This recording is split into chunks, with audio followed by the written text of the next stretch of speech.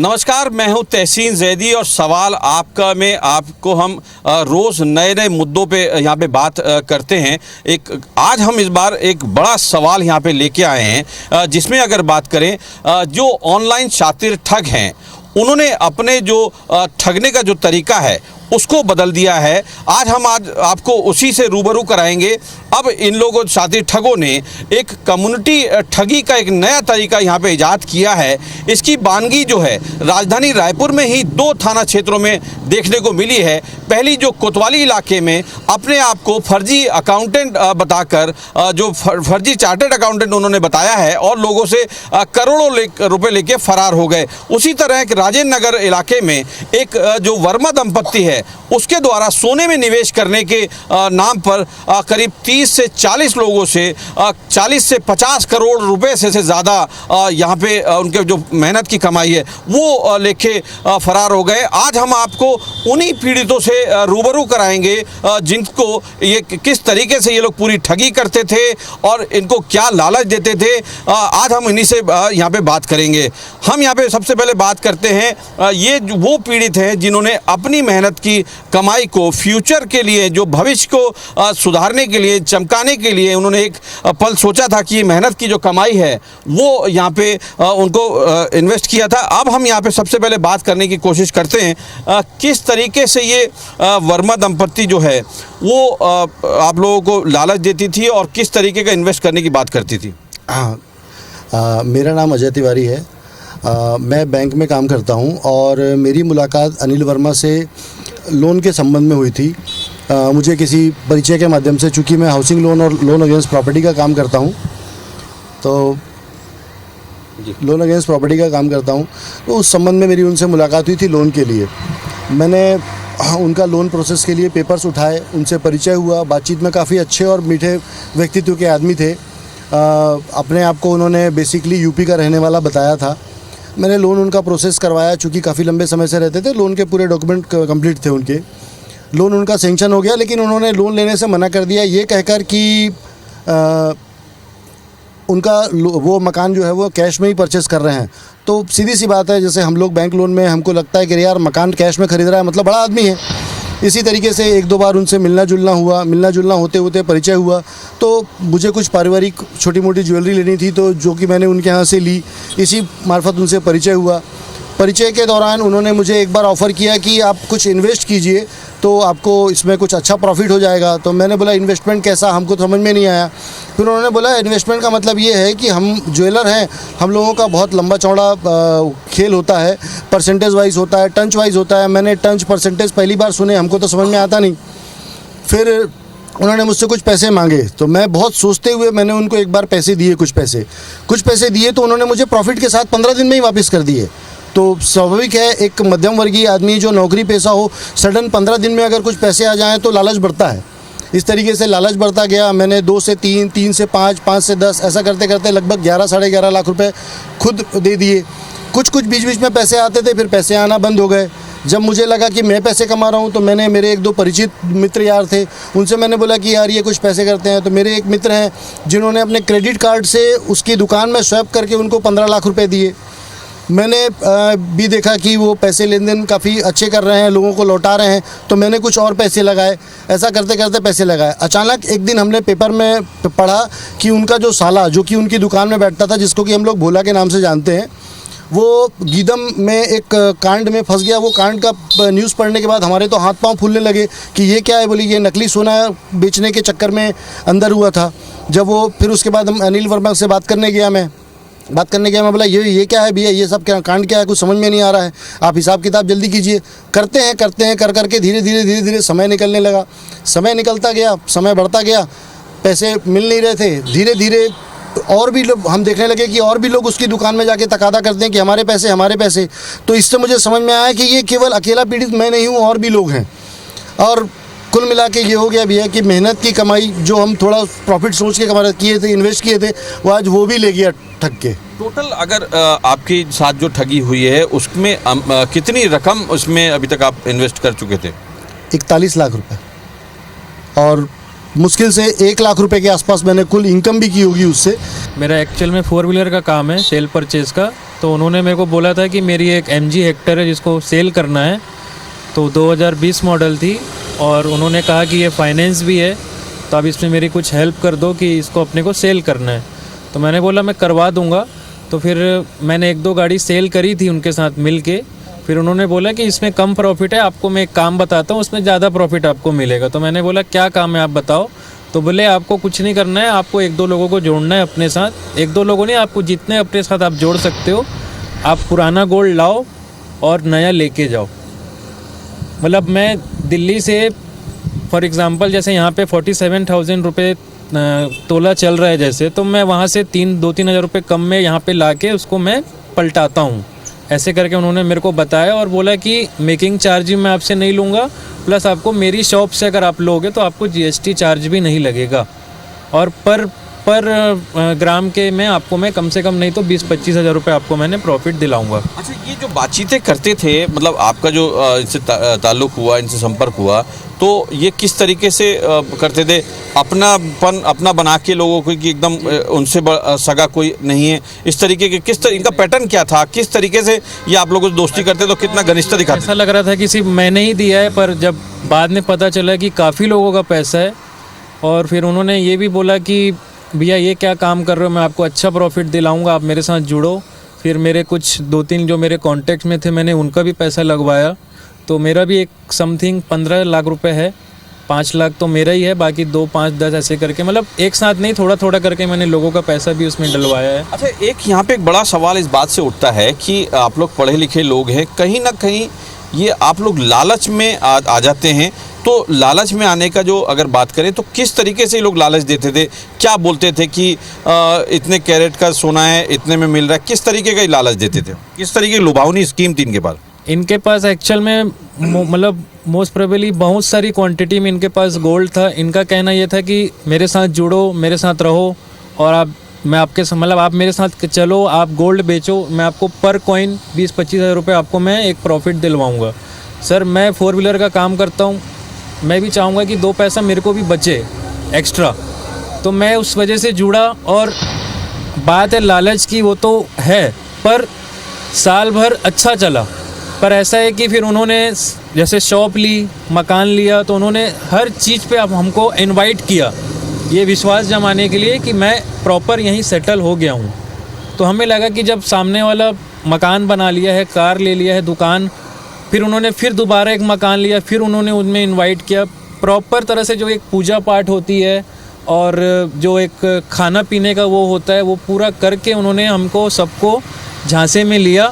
और मैं और मेरे साथ जो भी लोग जुड़े थे, उन्होंने ये देखा कि भाई सामने वाला मस्त सेटल हो गया यहाँ पे, तो उस वजह से हमने सिर्फ 2 पैसा हमको एक्स्ट्रा बचे, उस वजह से हमने उनको पैसा दिलाया। हमारे साथ कुछ और लोग यहाँ पे हैं, उनसे हम बात करते हैं। आप क्या करते हैं? अगर इनकी दास्तां आप सुनेंगे तो निश्चित तौर पे कहीं ना कहीं आपके रोंगटे भी खड़े हो जाएंगे, क्योंकि जिस तरीके से ये अपनी दास्तां बताते हैं निश्चित तौर पे काफ़ी दर्दनाक है। हम उन्हीं से सुनते किस तरीके से आपके साथ ठगी की गई और किस तरीके से आपने वो पैसा कमाया था या आपको पैसा मिला था। मेरा नाम मुकेश साहू है और मैं एक बैंकर हूँ।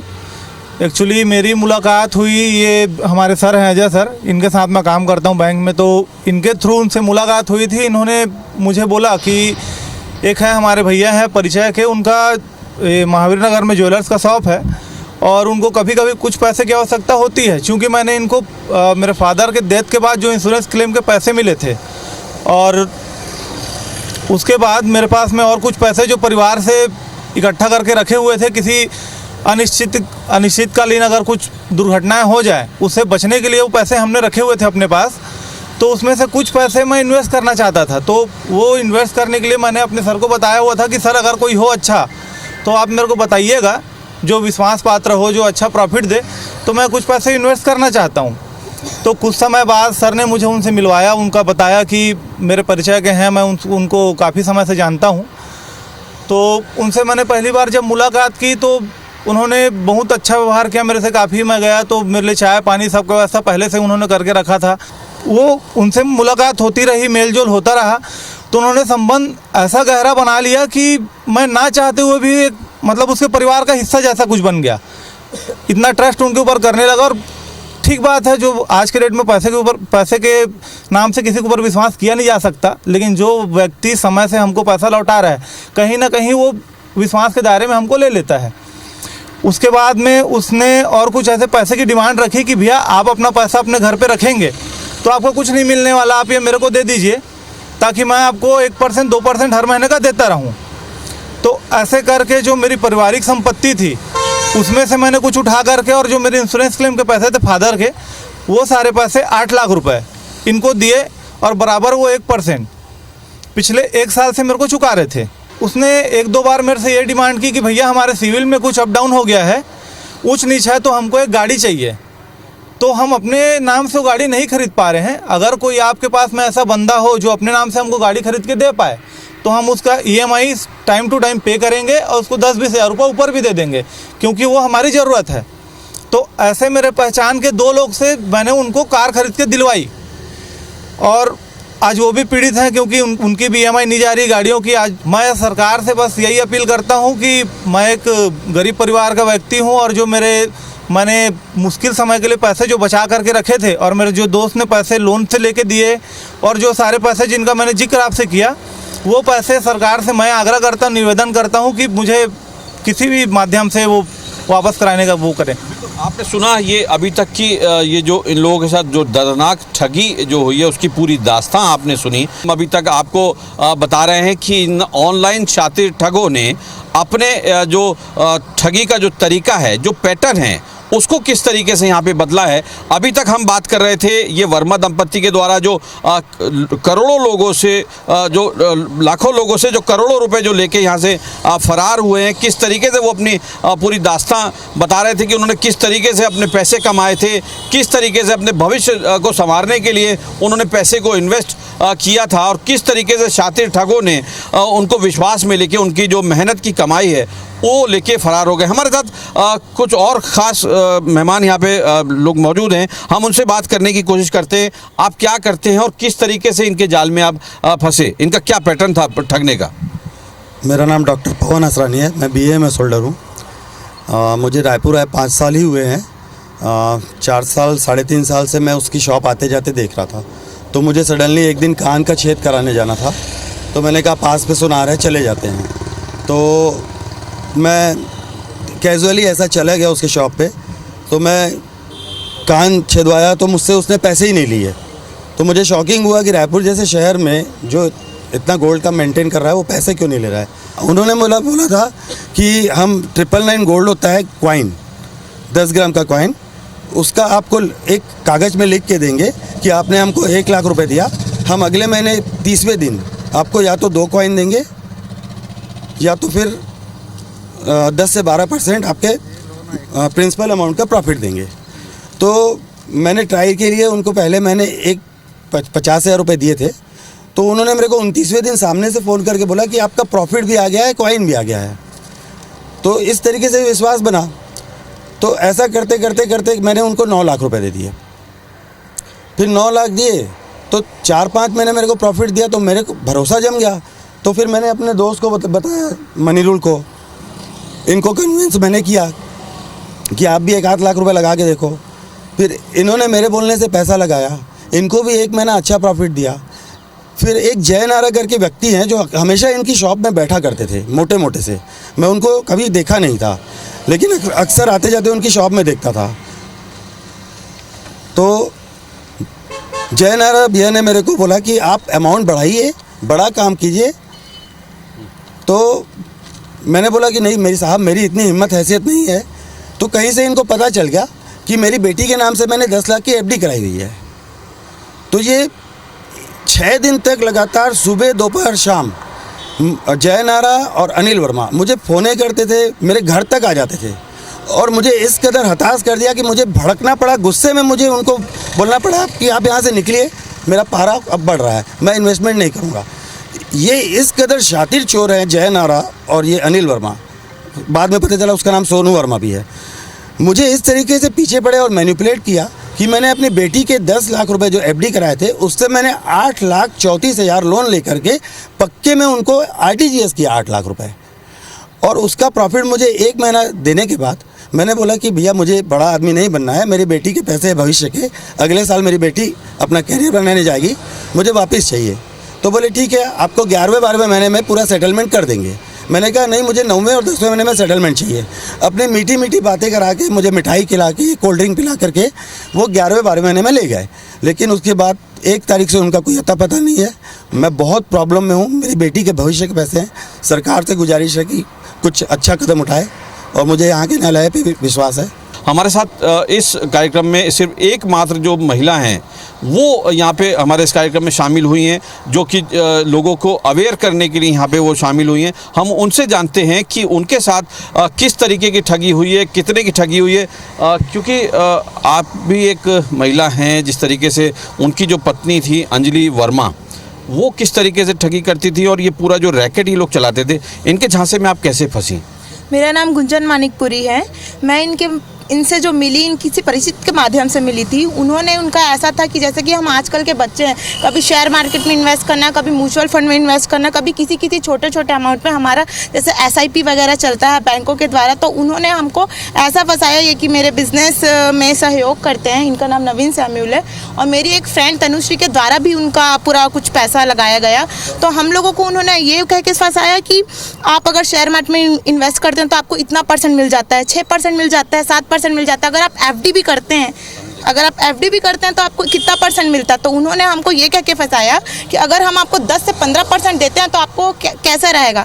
तो हमने शुरू में 45,000 रुपये, 47,000 रुपये, क्योंकि एक गोल्ड कॉइन का था, उस टाइम रेट चल रहा था 49,000 रुपये। उन्होंने बोला कि 12% के हिसाब से आपको 6,000 रुपये की जो है वो कम अमाउंट राशि आपको माफ़ करेंगे, और अगले महीने उसी डेट को, जैसे 1 तारीख को, वो अगले महीने की 1 तारीख को आपको 6,000 प्लस आपका जो आपने राशि प्रिंसिपल अमाउंट है वो आपको दिया जाएगा करके। हमने 1-2 महीने तक वैसा पूरे विश्वास पे किया उसके नाम पे। वो ना हमको उस टाइम पे, क्योंकि वो विश्वास बनाना चाहते थे, तो हमने विश्वास बनाने के लिए थोड़ा अमाउंट पे किया। उसके बाद में क्या हुआ कि कभी मेरी मम्मी चले गई कि कोई मैंने बताया कि ज्वेलरी शॉप का व्यवसाय करते हैं वो करके, तो उनकी वाइफ और वो, उनकी वाइफ से तो मैं कभी नहीं मिली। उन्होंने अपनी वाइफ का भी ये दिया कि आप मेरी वाइफ से मिल सकती है अगर आपको डाउट है, किसी चीज़ का डाउट है। लेकिन मैं उनके घर तक नहीं जाना चाहती थी, क्योंकि मेरा भी व्यवसाय है, मैं उनके व्यवसाय से ही इस बेस पे बात करूं।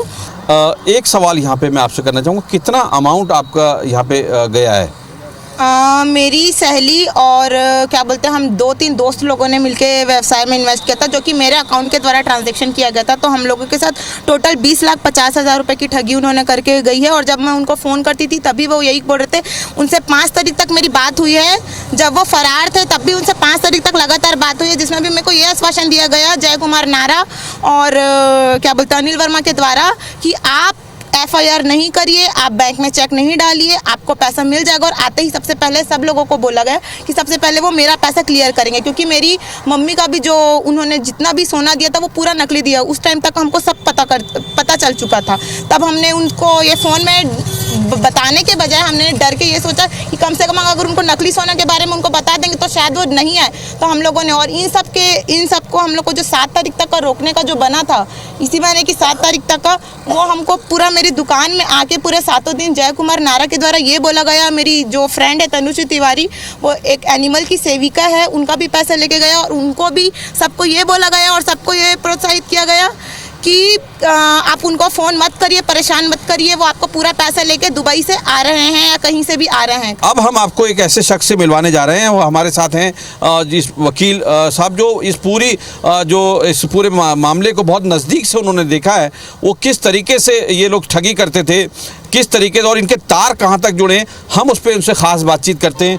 वकील साहब, ये जिस तरीके से इन्होंने पूरी एक बड़ी ठगी को अंजाम दिया है, अगर आप ये पूरे मामले को बहुत बारीकी से, बहुत नज़दीक से देख रहे हैं, तो अगर पूरी ठगी की बात करें तो कितने लोगों के साथ की होगी, कितने की होगी, और इनके तार कहाँ तक जुड़े हुए हैं? अगर ठगी की बारे में बात की जाए तो मिनिमम पीड़ित की संख्या 70 से 80 मिनिमम होगी। जो हमने शुरू से लेकर अभी तक संपर्क किया है, 70 से 80 पीड़ित तो हैं, और इसमें कई बड़े बिजनेसमैन भी हैं, यहाँ तक कि पुलिस अधिकारी भी हैं शामिल, जिनके साथ ये ठगी की गई है। पर कुछ लोग सामने नहीं आना चाहते, कुछ का कच्चे में पैसा है। ये तार जो है यूपी से लेकर उड़ीसा, MP, इवन हरियाणा, दिल्ली, मुंबई से लिंक है इनके, क्योंकि इसमें जो सोना आता था वो दिल्ली और मुंबई के थ्रू आता था। तो दिल्ली और मुंबई से कहाँ से सोना आता था, हमारा निवेदन पुलिस से है कि वो जांच की जाए कि नकली सोना कहाँ से आता था, कहाँ बनता था और किस तरीके से आता था, कि हवाला से आता था कि किस मोड से आता था। वो भी बड़ा इंपॉर्टेंट है, क्योंकि आजकल जो टेरर फंडिंग वगैरह होती है, हवाला बड़ा रैकेट है, तो उसकी भी जांच की जाए कि सोना इतनी बड़ी पैमाने में जो आता था दिल्ली या मुंबई से किस माध्यम से आता था। दूसरी चीज़ ये बलिया की जो जिक्र है, बलिया से हमें जो जानकारी मिली है कि 4 करोड़ रुपए की ठगी बलिया से करके आ चुके हैं। आने के बाद ये रायपुर शिफ्ट हुए। जैसा कि आपने कहा कि कम्युनिटी गैदरिंग के तरीके से प्लानिंग होती है, तो इसमें क्या है कि आप सोसाइटी में जाते हैं, पहचान बनाते हैं, रिश्ते बनाते हैं, पड़ोसियों के संपर्क में रहते हैं और 1-2 इन्फ्लुएंसर रखते हैं। जैसा कि जय कुमार नाहरा का जो नाम सामने आ रहा है, उन्होंने इन्फ्लुएंस करने का काम किया। जैसे चिट फंड कंपनियों में एजेंट्स होते हैं जो लोगों को ढूंढ कर लाते हैं, तो जय कुमार नाहरा ने ये वही काम किया है कि लोगों को प्रोत्साहित किया, स्कीम्स बताई। इवन उन्होंने ये भी बताया कि मैंने पैसा दिया है, जबकि अगर अकाउंट्स ट्रांजैक्शन देखे जाएं तो सारी चीज़ें क्लियर हो जाएगी, कहाँ से पैसा आया, कहाँ से गया। निश्चित तौर पर ये थे वकील साहब जो बता रहे थे कि किस तरीके से इन्होंने शातिर ठगों के संपर्क इन्होंने किया। और यहाँ पे एक बड़ा खुलासा इस बात का हुआ है कि ये जो शातिर ठग थे, ये वर्मा दंपत्ति और उनका जय नाहरा जो उनके सहायक थे, इनके जो तार हैं वो नकली सोने के जो नेक्सेस है उसके साथ साथ जो नकली करेंसी है वो उस जो पूरा नेक्सस जो चल रहा है पूरे देश में, उनके साथ यहाँ पे शुरुआती दौर की जो इनके जांच में जो आया है उनसे जुड़े यहाँ पे मिले हैं। तो कुल मिला के ये कह सकते हैं कि ये जो शातिर ऑनलाइन ठगों ने जो अपना पैटर्न जो बदला है, जो फ़ोन करके जो अकाउंट खाली कर देने से का जो पुराना पैटर्न था उसको बदल कर अब इनके द्वारा जो है वो पैटर्न बदल दिया गया है। अब इन्होंने कम्युनिटी जो ठगी की वारदातों को अंजाम दिया है। अब इनके पैटर्न के अनुसार अगर बात करें, ये जो शहर हैं, जो अन्य जो देश के जो अन्य राज्य हैं, वहाँ पे ये फैलते हैं और उनको वहाँ पे अपना पति पत्नी शो करके किराए का मकान लेते हैं, छोटा व्यवसाय शुरू करते हैं। उसके बाद जो है अपने आप को कहीं चार्टर्ड अकाउंटेंट बताते हैं, कहीं किसी विभाग में बड़ा रसूख होने के दम भरते हैं। तो लोग जो है अब उनके लालच में आ जाते हैं और अपने साथ अपनी जो मेहनत की जो कमाई है, जो खून पसीने की कमाई है, उसको गवा बैठते हैं। यहाँ पे अगर जिस तरीके से बात निकल के इन सबसे बातचीत करने के बाद जो एक बड़ा सवाल यहाँ पे सामने आया है कि अगर पुलिस समेत जो जिम्मेदार एजेंसियां हैं वो इन पूरे मामले की अगर सही से जांच करें, हर पहलू पे जांच करें, तो निश्चित तौर पे एक बड़ा जो नेक्सस है, जो देश की अर्थव्यवस्था समेत जो गरीबों के जो मेहनत की कमाई लेके जो उड़ जाता है, उससे अलावा एक बड़े गैंग जो पूरा नेक्सस है उसका यहाँ पे खुलासा हो सकता है। फिलहाल हमारे ख़ास कार्यक्रम सवाल आपका में सिर्फ इतना ही। अगली बार फिर मुलाकात होगी किसी दूसरे सवाल के बाद। कैमरामैन मुकेश के साथ तहसीन जैदी, IBC 24 रायपुर।